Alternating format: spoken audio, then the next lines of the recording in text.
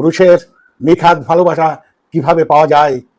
পুরুষের নিখাদ ভালোবাসা পাওয়ার জন্য আসলে প্রয়োজন এক ধরনের নীরব বোঝাপড়া, পারস্পরিক শ্রদ্ধা এবং এমন এক সম্পর্ক, সেখানে ভালোবাসা হবে নিঃস্বার্থ, নির্ভরযোগ্য এবং সময়ের সঙ্গে পরিণত।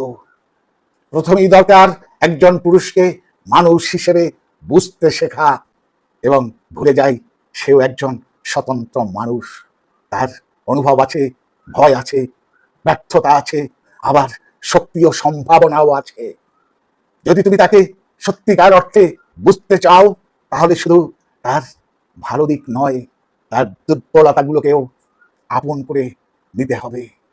এই গ্রহণযোগ্যতা থেকেই গড়ে ওঠে এক ধরনের নিরাপত্তা, যা একজন পুরুষকে নিঃসংকোচে ভালোবাসা দিতে শেখায়।